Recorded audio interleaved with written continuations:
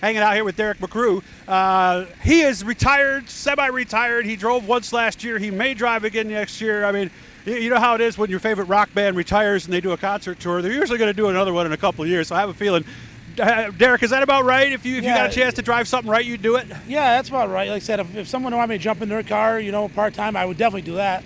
But as far as driving my own stuff, we just don't have the crew, we don't have the finances, and right now I'm having fun concentrating on my son's career, and if someone picks him up down the road, and I've got equipment sitting around, I might run more than once or twice. So this is now a modified. Your son is driving a big modified. Block, yep. Okay. Has he done it much? Yeah. The last year he moved into the big blocks at he was 12. Mm-hmm. So he moved into big blocks at 12, and we ended up breaking a motor, so we ended up using a 358 most of the season.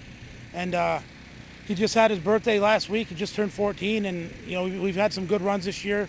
Last week, the last few weeks, but last week I thought we had a shot at the win, and we had a little problem. But it's not going to stop us. We keep digging, and like I said, I'm definitely happy with his progress.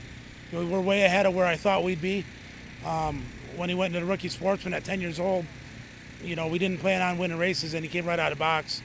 Won a lot of races that year, won some championships, and we just been digging and racing all over the place, and we just started to run some of these Super Dirt Car Series big block races.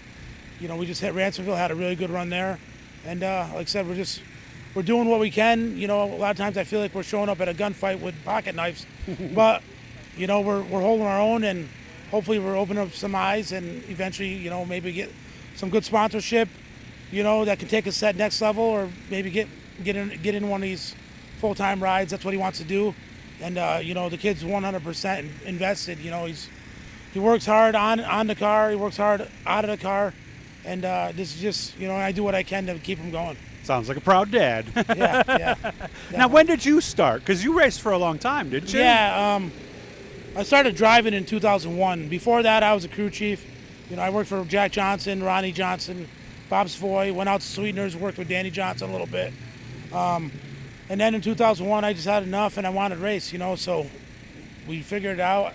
Got myself an old Troyer, and borrowed a truck, borrowed a trailer, and we started racing, and, just digging real hard. And before you know it, we were winning races, and, got some help, and, raced for about 20 years there, and we won a lot of races and won the championship. And, it was a lot of fun, when I decided to stop, we had a full-time ride, driving for Mike Perillo. And like I said, we just come off a championship, so it was a hard decision to stop then. But for me, it felt like the right decision, so I can concentrate on what my son was doing. I wasn't 100% concentrate on him or my racing the way I was doing it.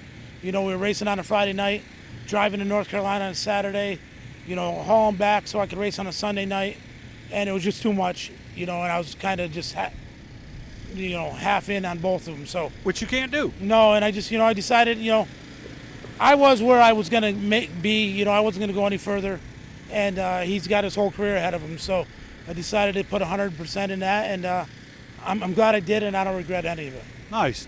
Now, when did you realize that your son, because you told me some of the accomplishments he's done, it's clear that this is something he has a knack for. When did you realize that he wasn't just another kid out there in a race car? Every parent's proud of their son, daughter, whatever. Absolutely. But when we started racing go-karts when we were 4 years old, we were racing local tracks for the first couple of years, and then we started racing 3-4 nights a week, and then we started racing all over the country. And I started getting noticed by some people down south.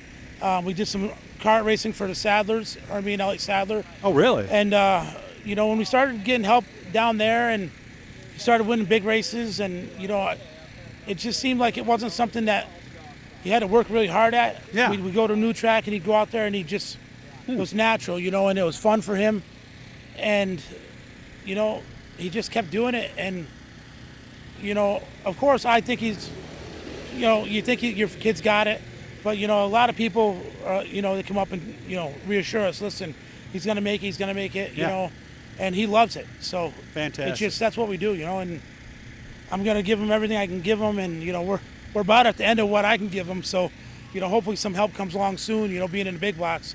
It's a whole nother animal, coming to Super Dirt Series races and, traveling around the country, it's tough, and we got a lot of small sponsors that help us, that keep us doing what we're doing. Without them, we couldn't be where we are now, right now. But we're trying to get that next level, and that next level is a huge jump, running around with one motor, one car, just me and him. It's fun, but, to keep up with these guys for a whole season, we need a lot more than that. Well, I hope you have fun tonight. I hope he makes the show, gets the laps, learn something. And when you get ready to do something, you send me a message, and we'll get you back on and tell everybody, right? I will. Thank you. Hit the Blue E, guys. Subscribe. We're at our goal, but we need more, so that way we can do a lot more cool things. Derrick, good to see you. I haven't seen you physically in a while, so I wish you all the best, man. Thank you. You too. Race life for real.